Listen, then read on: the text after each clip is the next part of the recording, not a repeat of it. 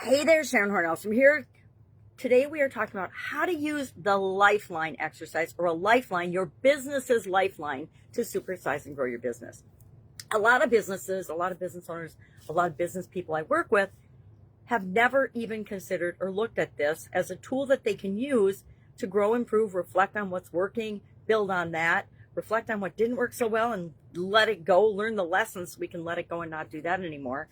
And so I share with them, usually at some point in our conversations, the idea of creating a lifeline or a timeline for your business. I coach people as individuals to create one for their life. I've got one for my life. I've got actually a couple for my life. This is the one I've used since 2020 to demonstrate and share on my videos. Why? Because it's small enough to hold up. Mine is actually one of those tri-fold presentation boards now that I use and look at, and I thought of something to add to it today. Every once in a while, something will come up and it'll be like, oh, that is not on my lifeline. I need to add that, and look at how it impacts each of the different areas and aspects of the life framework that I use and I share and I teach. It's a 9-part life framework: physical, mental, emotional, spiritual, financial, relationships, contribution, confidence, this month's focus, and communication.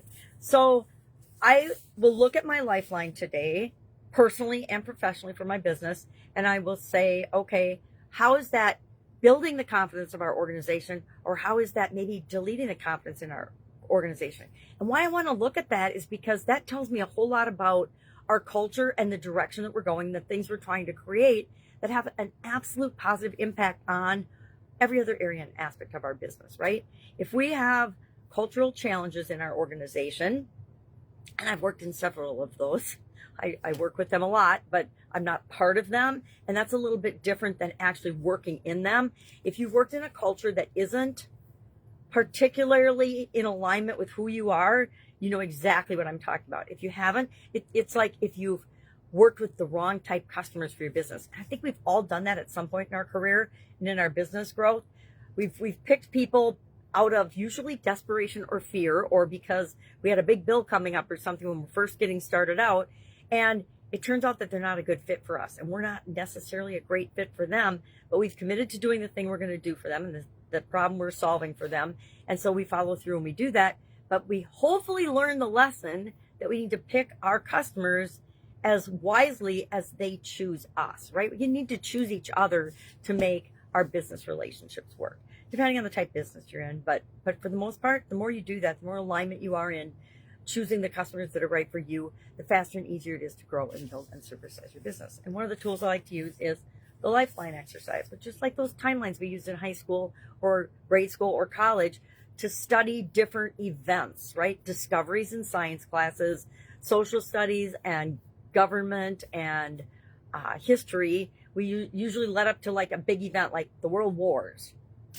And it had the events that led up to that. Now, I guess we'd have to ask ourselves, well, is that really what happened?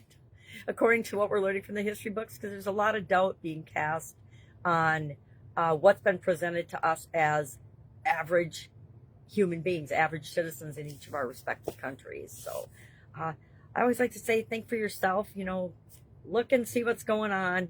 Does it feel right to you, or does it make sense? And if the answer is no, it's probably not the truth. Well, it's definitely not true for you. So we look at our lifeline. We look at the big events for our business. When did you start your business? What were the situations surrounding that? How did you get the confidence to step out of your comfort zone and start your business? That's a good thing to reflect upon once in a while, right? Especially when you hit a brick wall with something and you're struggling with it. Just go back and reflect on the positive things that have happened to get the confidence to move forward in the current challenges that we're facing. Because I don't know about you, but pretty much every day something comes up, either in my professional or personal life, that isn't ideal or isn't something that we planned for. And so we have to be resilient enough to deal with those things on the fly as they come up. But the big things, we want to look at those, both the things that we considered negative. Like when I look at my lifeline now, or my business lifelines, or any other timeline for a business, or even it's easy for somebody else's business, right? Because you're not emotionally attached to it. But when I look at that, I find that the things that I thought were the end of the world at the time that they happened turned out to be my biggest jumping off and growth points. Why? Because it's when we face challenges and it's when we have things that don't work out for us that we really tap into our reserves and our creativity and our energy, and we find solutions that we might not have otherwise thought of because we were just clicking along doing the easy stuff and keeping doing what we'd always been doing, right?